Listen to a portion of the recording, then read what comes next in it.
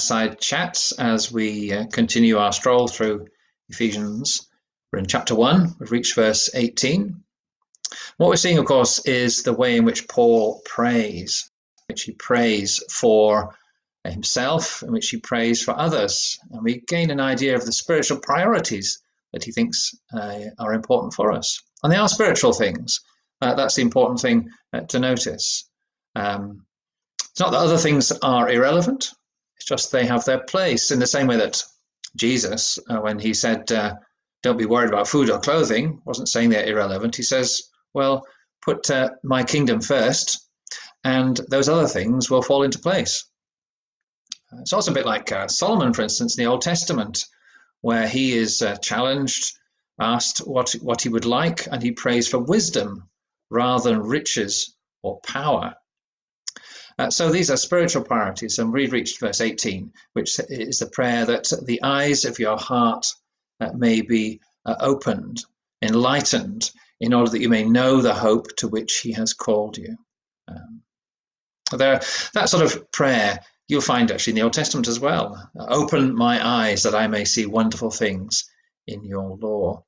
And in the Greek mind, the heart, it speaks of the eyes of your heart. The heart is the seat of thinking rather than feeling. And so it's a prayer for understanding, for growing to see more clearly and understand what God has for us. And of course, it's not just filling your head with facts, it's about being changed by that so that you live more like him.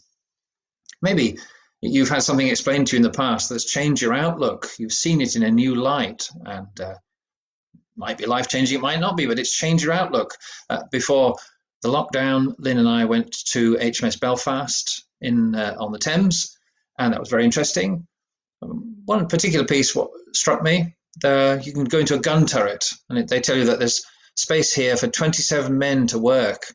It's about the size of this living room, possibly slightly smaller. So you think, gosh, 27 men, and you're filled with some deeper understanding of what it meant for them.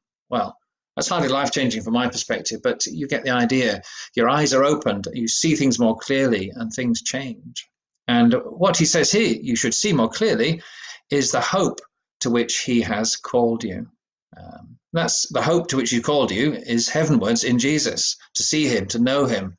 And of course, the great hope of heaven is that the nations are brought to peace. Sin is dealt with, evil is dispatched, and righteousness reigns. So that's something to look forward to. And it's called a hope because we are looking forward to it. We're looking ahead to it. We don't have it in our possession right at the minute. But it is a sure and certain hope, nevertheless. A friend once said to me that he wasn't particularly motivated by heaven. It didn't mean much to him. Whereas actually Paul would insist actually that we should be. This is the direction of our lives. This is where we are heading. And it should motivate and strengthen us for a life ahead. John Piper has a very helpful illustration in his book, Future Grace, which is, I can recommend that. It's all about the way in which the future grace that we're going to experience in the Lord Jesus should motivate us in the here and now.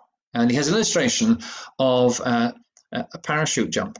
He says that two people jump out of a plane. One has a parachute, the other doesn't.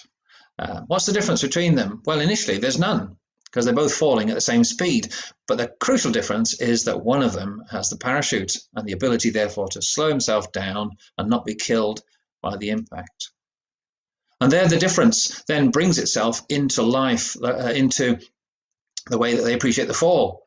You see, the person who has no parachute can pretend that nothing's going to happen, or can blot it out of his mind that he's going to hit the ground at terminal velocity, but he can't really enjoy it.